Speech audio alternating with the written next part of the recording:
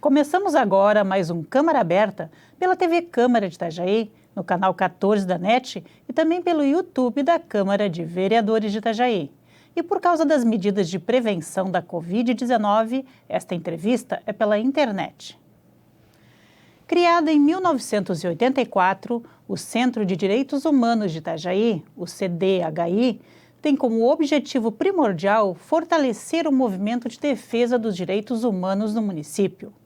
Após 2 anos inativo, em 2021, o CDHI começa a se reestruturar. E para falar conosco sobre isso, está conosco Diego Lopes Costa, que é o atual presidente da entidade. Diego, seja muito bem-vindo aqui ao Câmara Aberta. Muito obrigado, boa tarde a todos. Olha, temos assunto demais, até porque o leque de ações, quando se fala em direitos humanos, ele é extenso.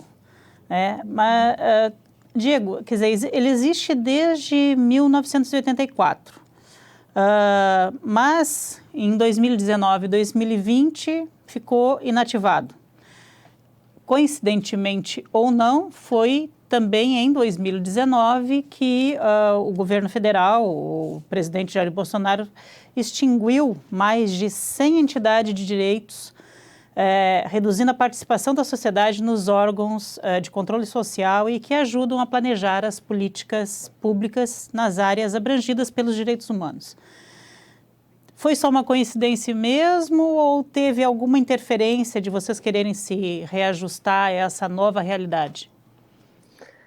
Então, foi uma coincidência, mas é preciso colocar também uma perspectiva mais histórica a longo prazo, né?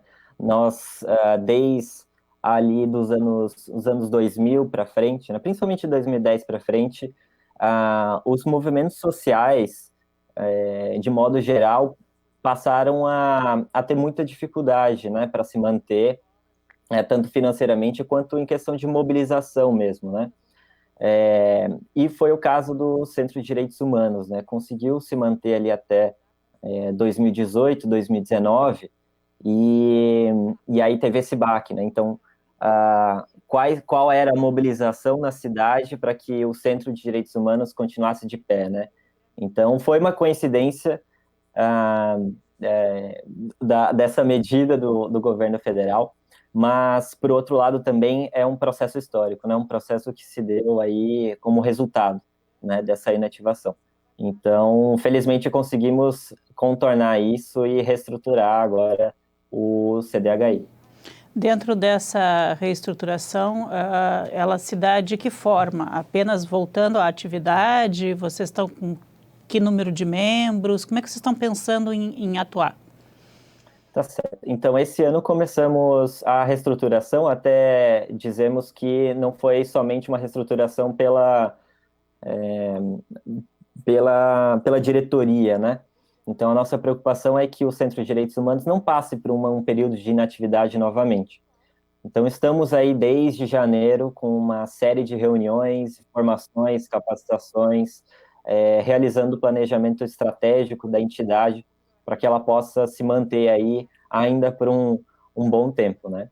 A diretoria ela é composta por 6 membros, né? Eu estou como presidente do centro, a vice-presidente é a Márcia Souza, temos também a primeira secretária, que é a Rafaela Chabê, a segunda secretária, que é a Inaira Cardoso, tesouraria temos 2 pessoas também, 2 mulheres, a Joneide Damo e, como segunda tesoureira, a Camila.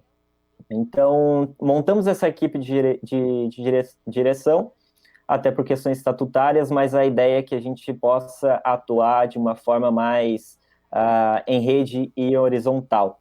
Então, isso pressupõe uma série de princípios de gestão, né, dentro de uma associação como a nossa, que amplie esse leque de possibilidades, né, de mobilização.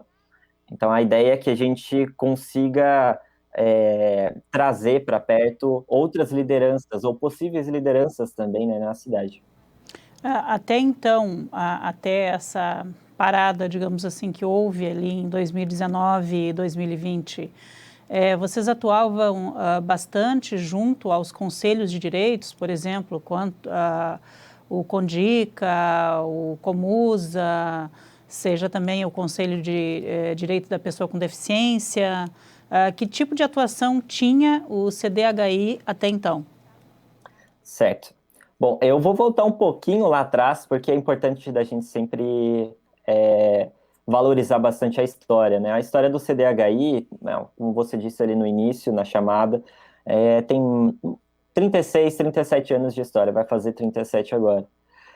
E no início existia uma preocupação muito grande ali na década de 80 de construir uma participação social e política na construção de políticas públicas na cidade muito forte, né? Então isso se refletiu ao longo dos anos 90 e os anos 2000 na participação em conselhos gestores, né, nos conselhos municipais.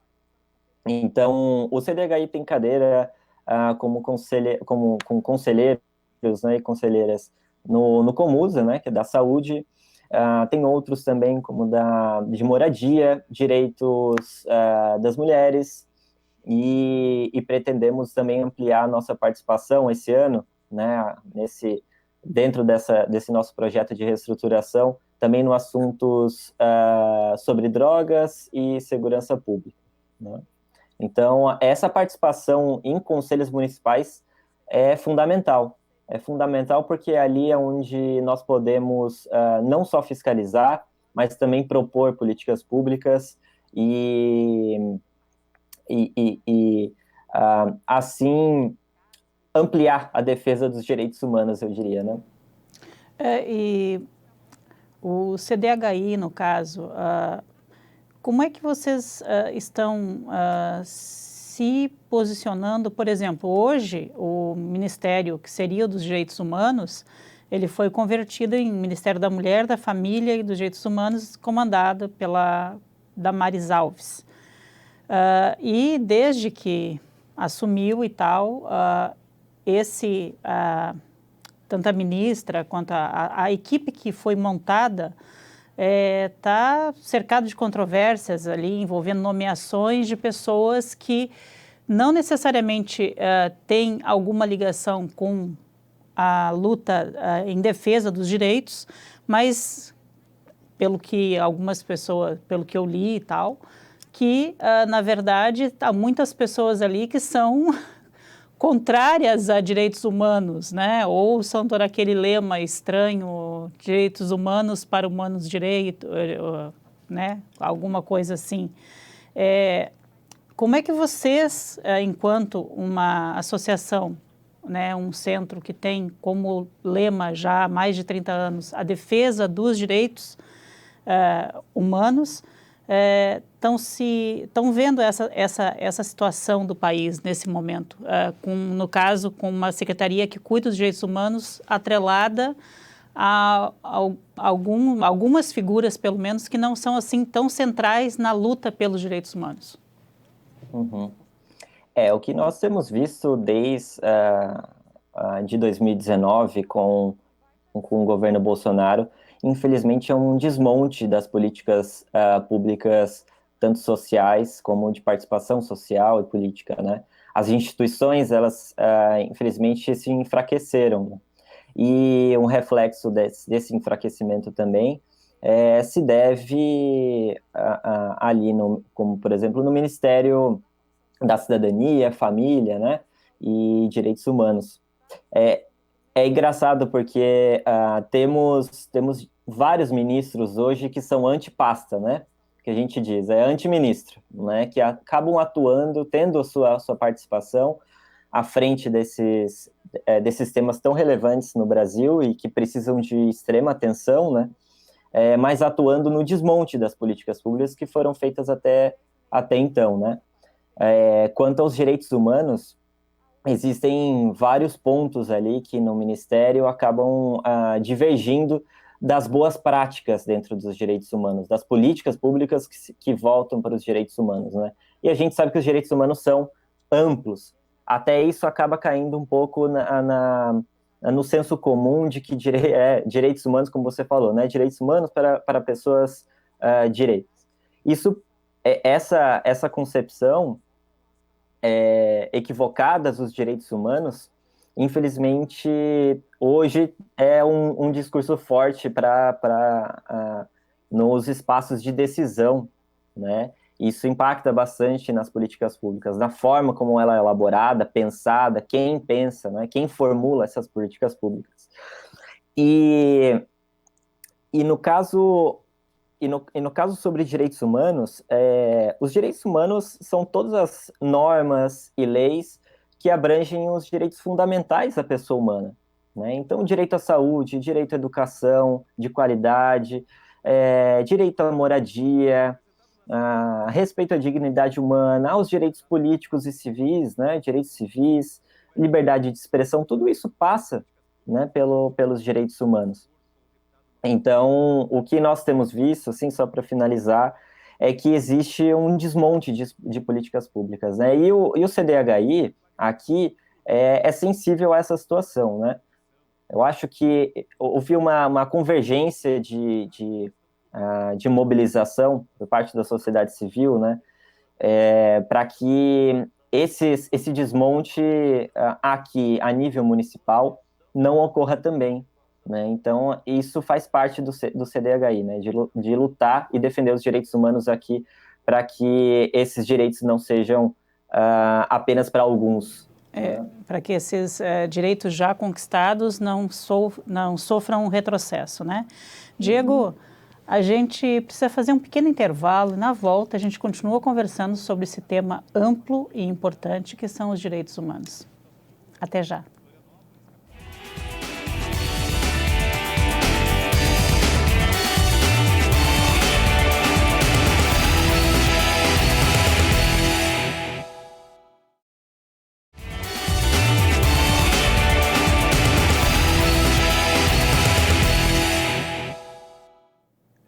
Olá, voltamos aqui neste Câmara Aberta que hoje entrevista o presidente do Centro de Direitos Humanos de Itajaí, o Diego Lopes.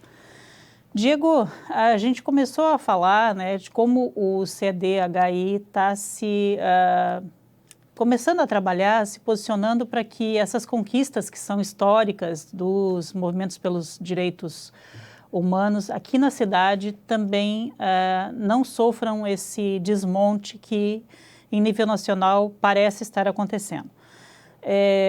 Vocês há pouco tempo estiveram, acho que foi em abril, se eu não me engano, aqui na Câmara de Vereadores conversando com a Comissão Parlamentar de Cidadania e Direitos Humanos, que hoje é presidida pelo vereador Adriano Clava. Qual foi a impressão de vocês sobre a atuação, se vão conseguir trabalhar juntos, o que foi tratado nessa reunião? Uhum. Então, nós nos reunimos com a Comissão de Cidadania e Direitos Humanos, foi em abril mesmo, acho que início de abril. Conversamos com o presidente da comissão, Adriano Clava, e também a vice-presidente, que é a vereadora Hilda Deola, né? Nós tivemos uma conversa muito bacana, assim, foi muito amistosa, tentamos estabelecer ali alguns pontos a avançar aqui dentro do município, né, principalmente em dois assuntos que foram relevantes na reunião, né. O primeiro foi a criação de um conselho LGBTQI+, né? É uma demanda da sociedade civil, é uma demanda que tem ocorrido também em outras cidades e no estado, e o município de Itajaí ainda não promulgou, né, esse conselho, não criou esse conselho. Então, a ideia é que nós possamos criar esse espaço de participação, né, espaço de participação social e político na cidade, para pensar as políticas públicas de modo transversal, né? Isso que é interessante porque algumas políticas públicas acabam não trazendo um olhar específico para determinadas populações, que têm suas particularidades, têm as suas realidades, né? Então, esse foi o primeiro ponto. E, Diego, até já que, como você citou esse assunto, acabou até adiantando um ponto da minha pauta, em relação à comunidade LGBTQIA+, você fala na criação de um conselho de direitos, né? Mas agora em maio houve um problema bem sério aqui no município, né, que foi, na opinião deles e de muitas pessoas, uma espécie de censura a uma atividade cultural intitulada, se eu não me engano, Criança Viada. Show. Houve que já tinha sido um projeto aprovado pela prefeitura, pela Fundação Cultural, para receber uma verba e tal, para ser feita essa apresentação, né? Tanto que daí a comunidade LGBTQIA+, se mobilizou também, estiveram aqui na Câmara, conversaram com muitas pessoas, conversaram com a vereadora Hilda, vieram às sessões também, né, pedindo que isso fosse revisto ou que pelo menos o município fizesse algum tipo de retratação em relação ao que foi feito com eles. Vocês estiveram juntos, vocês acompanharam isso? Sim, nós acompanhamos todo o desenrolar, né, desde o início da sexta-feira passada, quando a produtora, né, responsável pelo evento cultural recebeu, né, as mensagens, a decisão da prefeitura, e estávamos ali desde o início, né, acompanhando. Então, foi uma situação lamentável, porque foi uma situação de censura, né? A prefeitura censurou um evento cultural e que, infelizmente, não teve um diálogo entre a prefeitura e a Fundação Cultural e o grupo, principalmente, né? O grupo responsável ali, né? Da Roda Bicha, que era o evento, e aí dentro desse evento aí haveria esse Criança Viada Show, que tem uma particularidade, né? Não é simplesmente criança viada, né? Um histórico por trás, é uma expressão usada dentro da comunidade LGBT, né? E essa falta de diálogo, fez com que direitos fundamentais fossem violados ali, né? Desde liberdade de expressão artística, cultural, política, social, até dignidade humana e homofobia, né? Porque o caso acabou repercutindo nas redes sociais, os membros do evento receberam uma série de mensagens ofensivas, discriminatórias, e não só nas redes sociais, né? Vimos até figuras políticas na cidade com um posicionamento lamentável, né? E que poderia ser resolvido com um diálogo, né? Com uma conversa aberta, franca e honesta, né? Mas que não houve. Você imagina que isso seja um pouco do reflexo em nível local vamos dizer assim, dessa tropa de choque moralista ou moralizante, dessa guinada à esquerda e muitas vezes à direita, me desculpe, ou a extrema direita que o Brasil vem passando já há 2 anos. Você acha que esse não conversar sobre é uma das estratégias para exatamente acabar com os poucos direitos que foram conquistados? Com certeza, com certeza. Eu costumo dizer que são movimentos ultraconservadores, né? Que os conservadores têm alguns princípios que estão dentro ali da democracia, né? Se a gente for ver os conservadores na Inglaterra, na França, nos Estados Unidos. Mas existe esse movimento ultraconservador e reacionário que tem tido preponderância no debate público no Brasil, e eu concordo, é um reflexo, sim, aqui a nível local, dessa intolerância, né, de uma intolerância do diálogo, principalmente quando são temas sensíveis como esse, né? Então, infelizmente, foi a manifestação disso mesmo, né, desse ultraconservadorismo. E por conta de uma visão extrema sobre a forma como nos relacionamos na sociedade, né? Não existe uma conversa com quem é diferente, né? E é um dos princípios básicos, basilares da democracia. Então, existe uma estratégia de conflito intenso para minar as forças que se mobilizam em torno de pautas como essa. E isso tem reflexo, né, se desdobra em retrocessos, como foi o que aconteceu, né?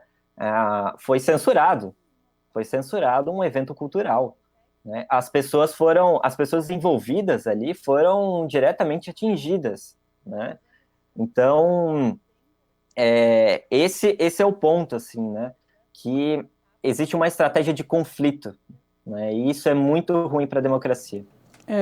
Diego, acho que vocês também devem estar entrando em alguma outra seara de atuação que também tem muito a ver com essa questão do desmonte e do retrocesso que tem havido, né, no diálogo com os grupos diferentes e tal, que é a questão do racismo, né? O racismo tem surgido ou tem ficado mais escancarado no Brasil a cada dia.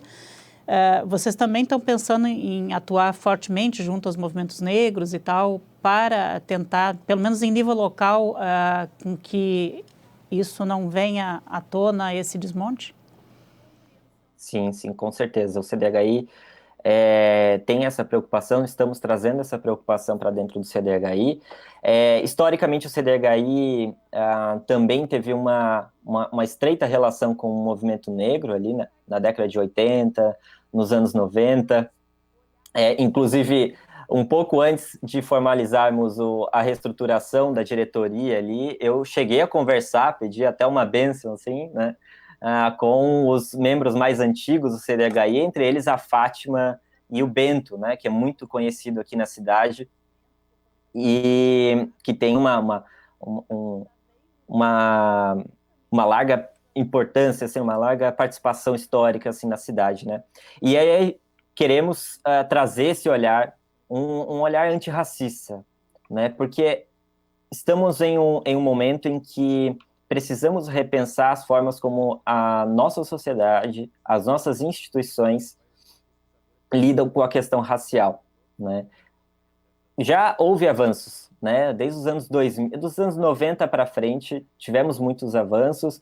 Na Constituição, né, de 88, também tivemos avanços contra a discriminação racial e políticas de combate ao racismo, mas precisamos ir além, né? Precisamos ir além para encontrar formas de superar uma desigualdade racial que temos no Brasil, né?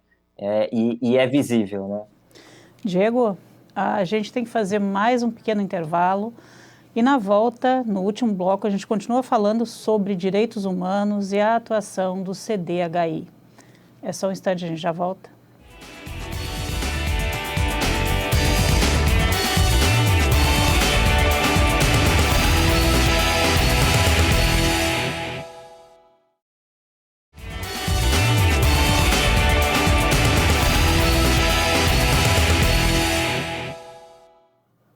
Olá, voltamos aqui para o último bloco deste Câmara Aberta, que hoje entrevista o presidente do CDHI, Centro de Direitos Humanos de Itajaí, o Diego Lopes.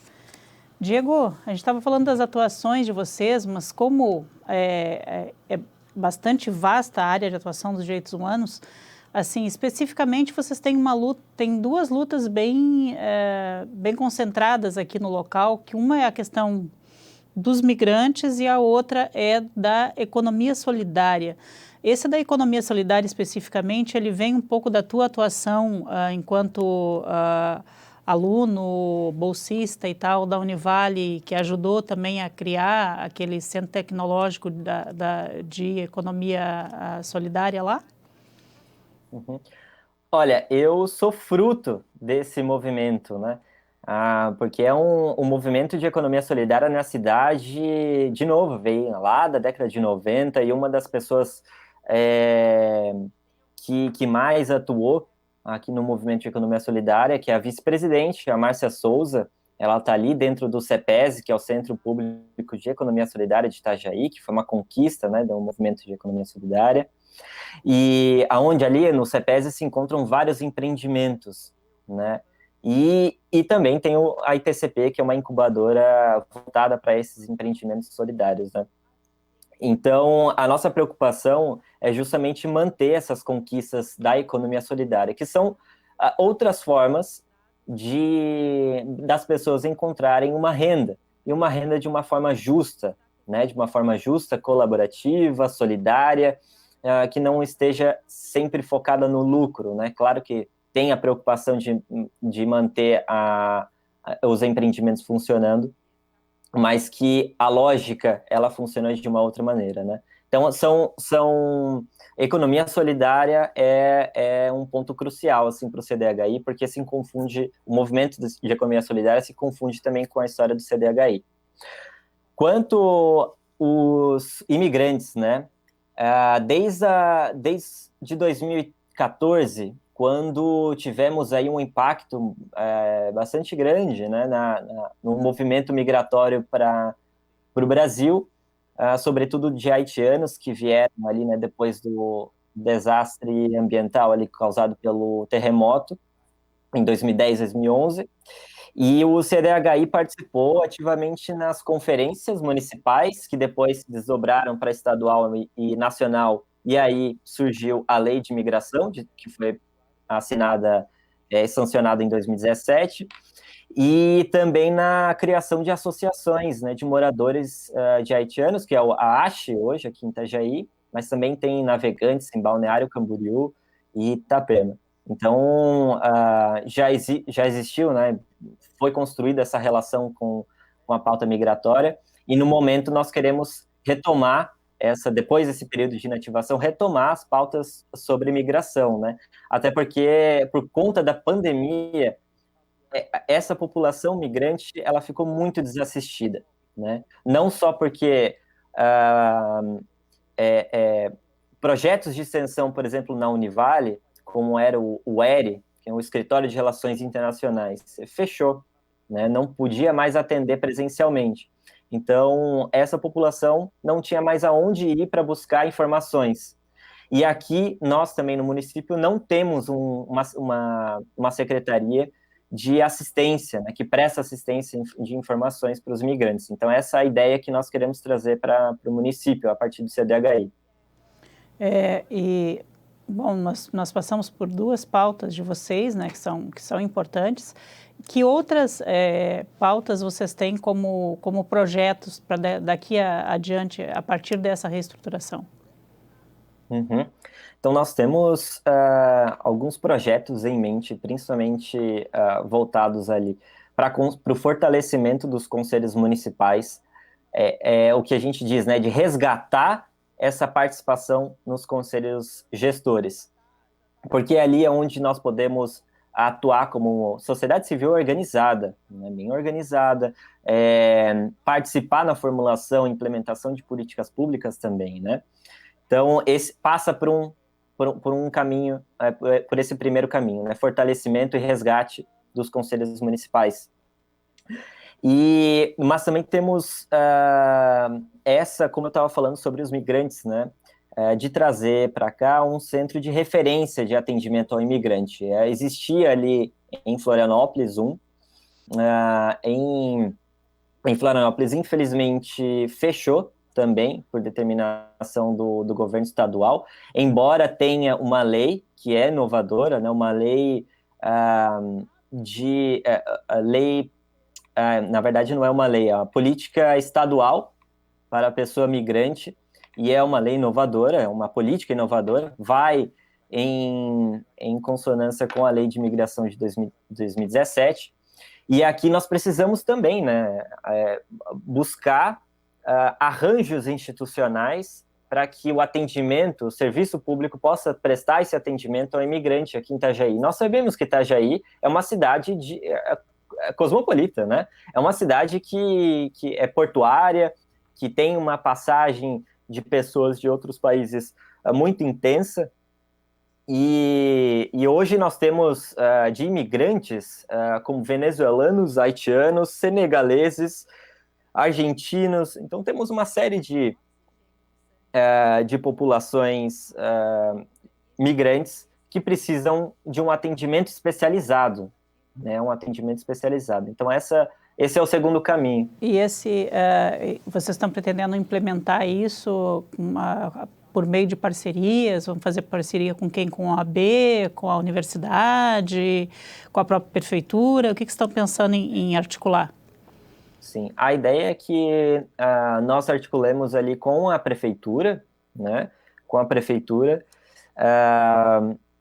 no que se refere à disponibilização de um espaço e também de servidores, né, que possam ter um atendimento ali 100%, mas também, por outro lado, com a universidade, né, com a Univale, principalmente. A Univale ali já conta com mestrado de migrações transnacionais, direito das migrações transnacionais, mas por conta da pandemia fechou aquele escritório de relações internacionais. Então, a ideia é que a gente possa unir, né, tanto a academia quanto a prefeitura, também a Câmara de Vereadores, né? Aquela reunião que nós fizemos com a Comissão de Cidadania e Direitos Humanos teve essa intenção também de já aproximar para que a gente consiga viabilizar, de fato, esse espaço de atendimento, né?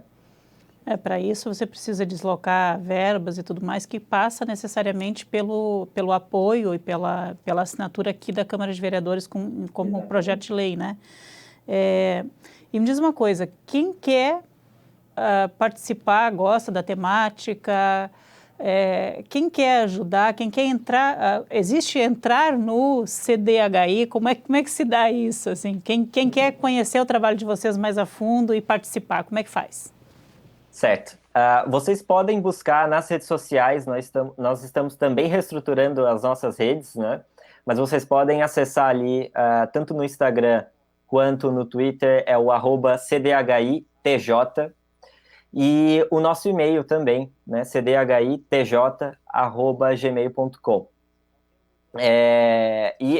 Através dali você pode mandar o seu interesse, você pode entrar em contato conosco que nós faremos o acolhimento.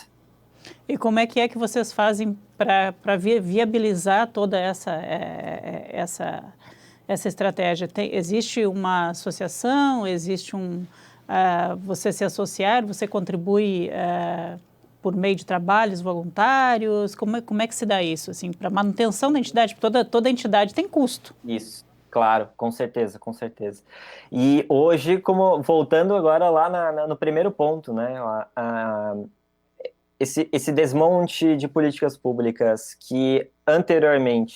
essas políticas públicas que anteriormente fomentavam a participação e criaram mecanismos para que esses movimentos, né, essas associações se mantivessem de alguma forma, hoje a gente precisa encontrar novas formas, né?